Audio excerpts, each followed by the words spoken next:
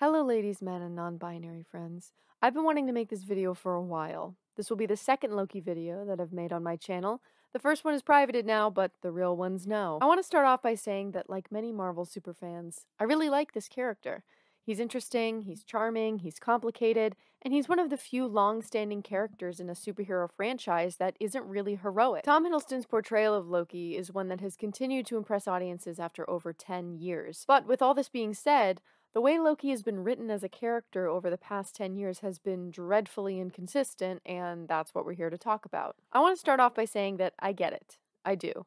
This is a multi-billion-dollar franchise with different writers and directors on literally every film. Not everyone is going to write these characters exactly the same, especially when they're not a part of the main cast like Iron Man, Captain America, or Black Widow. There isn't going to be nearly as much attention to consistency in writing side characters like Loki, because he's not the main focus, even if he is the fan favorite. However, there are certain changes that have been made to Loki as a character throughout the MCU that can only be described as a complete violation of his previous character establishment and development, effectively making him into a completely different character that is unrecognizable to the devious little trickster we all fell in love with. Let's start with the first Thor movie. Here's the start of an empire. Truly. This movie is objectively not great, which is fine. The MCU is just getting its footing, and there are certainly redeemable parts, but in general, this movie is poorly paced with mediocre dialogue and a plot that is somehow both overly complicated and unbelievably boring. The characters are pretty one-dimensional and uninteresting. In fact, the only character that has any real compelling origin or motivation is Loki. This was the role that sent Tom Hiddleston's career into full force, and for good reason. If we're being honest, who really wants to watch a glorified frat boy learn how to love? Thor becomes infinitely more likable in later movies, but in this one, he's kind of insufferable. Loki is the main antagonist, but he's also the only character with any justified rage. If I were Thor's brother and I knew his toxic masculine ass was going to take the throne over me,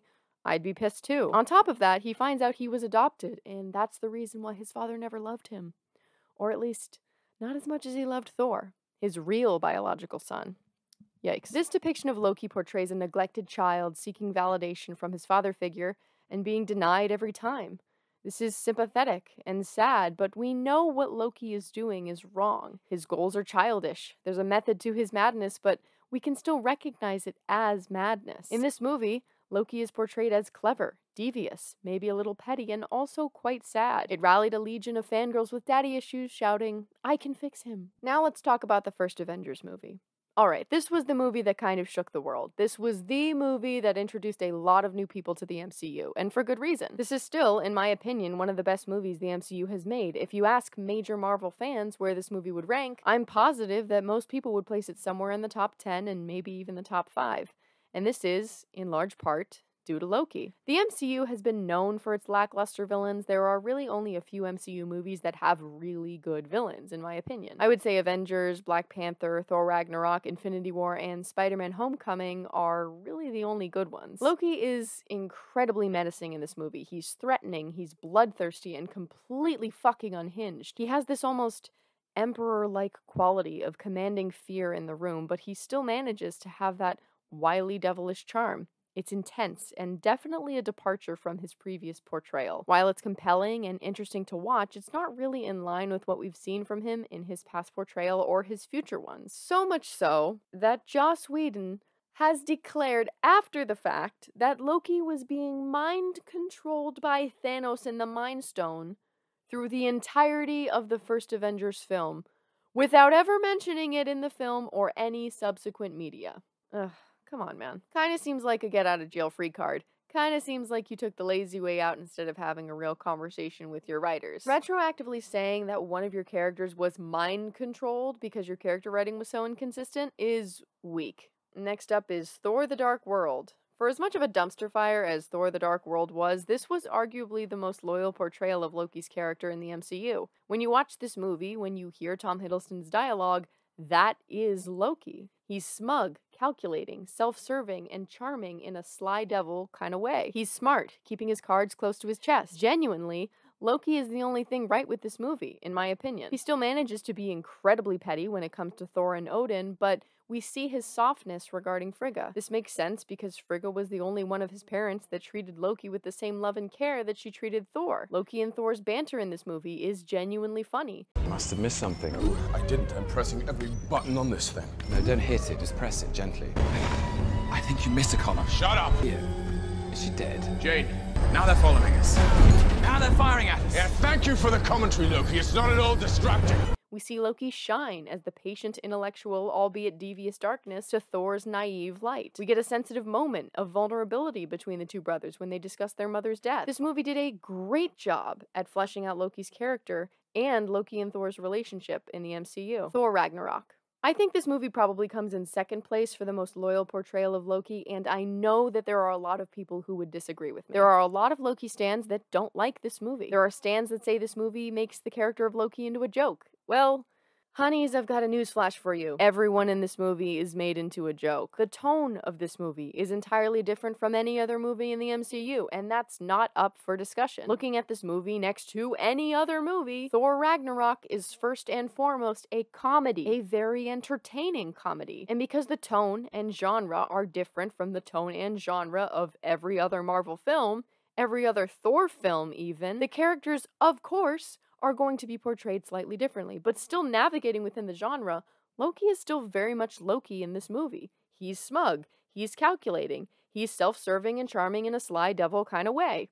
There's a level of goofiness added to him, but that is in large part due to the goofiness and absurdity of the movie as a whole. It's as if a silly, goofy filter was put over this entire movie, and if you took it off, the character of Loki would still remain intact and consistent. All of the actions made by Loki in this movie are consistent with the core of his character, and that is why I think Taika did such a good job with not only his portrayal of Loki, but Thor as well. This movie comes at a time when Thor has grown as a person. He's become more humble and relaxed. He's reached his final himbo form. On the other side of that, Loki has pretty much stayed the same. He's still up to his little schemes and playing tricks because that's what he enjoys and that's what he does best. There's a great moment in Thor Ragnarok where Thor actually challenges Loki. Loki is so used to being told he should be more like Thor, and that's what sent him in the polar opposite direction because he doesn't like or respect Thor. When Thor resigns himself to the fact that Loki will never change, that is actually when Loki starts to make a difference. Loki, I thought the world of you. At the end of the day, you're you and I'm me. I know maybe there's still good in you, but let's be honest, our paths diverged a long time ago. Thor basically told Loki, yeah, boring. And because Loki is a petty bitch, this was when he decided to make a change. I love this shit. This is hilarious to me and is so in character because Loki is a stubborn, petty bitch. The minute he feels like he's been figured out, he decides to make a change. He wants to keep people guessing, so he tries being the good guy for once, and he realizes that he actually kind of likes it. Growth. Infinity War. This is probably the greatest offense in terms of Loki's inconsistency in writing. There were so many memes and shit that went around when this movie came out regarding this scene because Loki is the god of mischief and illusions. Why in the fuck would he use his real body to take a swing on the Mad Titan? Loki is one of the few people who actually knew how fucking crazy Thanos actually is. He's worked with him before and been on the run from him since the Avengers. You're telling me Loki never devised any sort of plan if and when Thanos found him? Loki's powers consist of, and this is taken directly from Marvel.com, referring to Loki's on-screen abilities in the MCU, Loki possesses strength, durability, and longevity far superior to humans. He is the most powerful sorcerer in all of Asgard. Oh my god. Loki's magical abilities include astral projection, shapeshifting, hypnosis, molecular rearrangement, energy blasts, levitating, conjuration, cryokinesis, telekinesis, and teleportation. You're telling me he didn't think to use any of these on Thanos and he went with a knife? He chose brawn over brain? A decision Loki has historically never made? I don't know. I was really upset that he died because it finally seemed like Loki had reached a point of redemption and trying really hard to become a better person, and this is what he got for it? But it made me even more pissed that we lost him as a character in a way that seemed so out of touch with how he had previously been written. The Loki series. Alright. God damn it. Now, I don't have time to list all the grievances I had with this show. Today, I'm here to talk specifically about Loki's character and how I felt the show violated it. Is there a fucking street sweeper going It is literally midnight. I know a lot of people really loved this series when it first came out, and upon reflection, people aren't liking it so much anymore. But I still probably have to tread lightly here. I also want to be careful not to sound too gatekeepy in this section. While you may have liked this series, I personally think that the portrayal and writing of Loki as a character was incredibly inconsistent. The Loki series begins where the first Avengers movie ends, and while it sucks that the MCU has now undone all of the growth we've seen our Loki go through, it's still possible for us to witness that through this series again and witness his redemption. Or so I thought. My frustration began early on in this series when Loki has to witness the life he was supposed to live. This is done seemingly to speedrun his development and forego any actual challenges in terms of his character growth that we had hoped to see in this show. Fuck you, Michael Waldron. How does this man have a job? You can truly do anything you want in life if Michael Waldron is still somehow getting hired for multi-million-dollar projects like this and sucking ass at it. Sorry, that was a little uncalled for. Sorry. Let me get back to the point at hand. Let's compare Avengers Loki versus the Loki series Loki. Because these properties occur chronologically, one after another, they have to be compared. Question 1. Why is it that in the Avengers, Loki can make Captain America look like a JV football player in terms of power, fight Thor, who is one of the most powerful beings in the MCU, and take unforgiving blows from Hulk, and still be able to walk it off, but in the Loki series he is stunned by a fancy taser wielded by a regular human? The math is not mathing. In the Loki series, why is Loki following all the rules and doing exactly as he's told without question? Loki has historically despised being told what to do and actively rebelled against any authority figure that doesn't directly benefit him. How did Loki get captured in the first place? Why wasn't he more cautious when approaching these random beings coming at him through a fucking portal? Avengers Loki has absolutely no problem massacring anyone that got in his way or posed any sort of threat. He didn't waste time with useless banter or questions, especially when he was unsure of the situation. Why did he wait until he was in the courtroom to try and use his powers? That should have been the first thing he did when he was approached by the TVA. It would have been way more in character for him to use his teleportation to avoid the TVA members, or at the very least, use his powers once he reached the TVA and plotted some sort of way out. Some sort of scheming that we know so well from Loki. In the first Avengers movie, he wastes absolutely no time getting exactly what he needs and getting out. Where is this same urgency? Why does he trust Mobius immediately when it comes to the sequence of his life? Loki is insecure and cynical. He's the kind of character that just assumes everyone is lying to him or conspiring behind his back. I mean, the man can create illusions. He's certainly familiar with using deception and trickery to get his way. So why didn't he question this when he saw it? In fact, he doesn't really question anything once he gets to the TVA. He pretty much believes everything Mobius tells him without a second thought and follows him around like this lost little puppy.